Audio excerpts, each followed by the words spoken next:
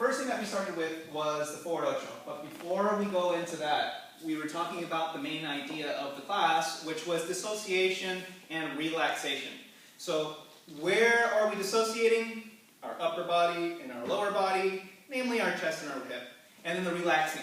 We want to relax everything, you know, our knees, our hip, our chest, our shoulders. But we are mainly focusing on the hip, especially for the followers, because when we're doing rotations from the hip, if we're not relaxed, what we can do is we're actually going to stiffen it, creating a block. And then our rotations become in block because this is not free to rotate. So we need to allow rotation in the hip, and the hip rotation is going to come after the upper body rotation. It's like a corkscrew. So as I step, the upper body will go first, and then the lower body trails. Starting from here to here. Focusing on my leader here, the rotation will come. So you notice that it's one motion. Okay? Not block. Not block. Okay? Here. Smooth. Smooth. Okay? And we incorporated this into a forward ocho. And leaders, what were we doing? We were facilitating the follower. We're following her through it, giving her rotation, waiting for her to finish, and we go together. And notice Mary's lower body is totally relaxed, her upper body is with me. And this is going to allow us to very nicely achieve clean paradas. It's going to allow us to have time to do things like sacadas, other fun steps. Okay, then what we did was we took this idea of softening the hip, rotation, and dissociation, and we incorporated it into the Molinetes.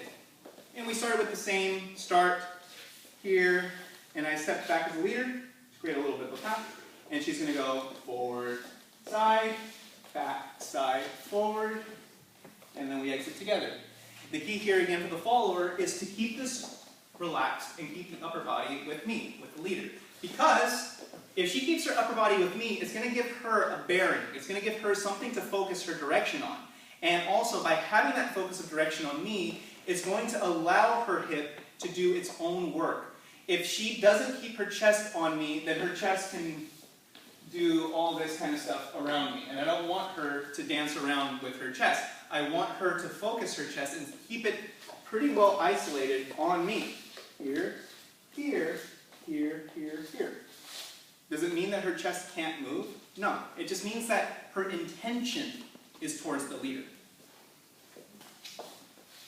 1, 2, 3, 4, 5. And then. Leaders, remember, we're following her. We're mirroring her as much as we can. We don't want this barred position, especially in her back step. So what I do is, as I'm doing this, I just follow her through it. And I pay attention to her position relative to mine. And lastly, we have that nice little rounding out. So instead of collecting, pausing, and stepping, what we did was when she's coming to that resolution, when she's coming to that squaring up position, I continue to rotate, and I will place my weight nicely into my right foot, and look at the cushion in my right knee. And I will turn and burn, as we say. Turn and burn. Here. Boom. Boom. One fluid motion. Here. Boom. Boom. 3, 4, 5. And there. See how we continue to rotate out of that? One more time. 1, 2, 3, 4. Continue rotating.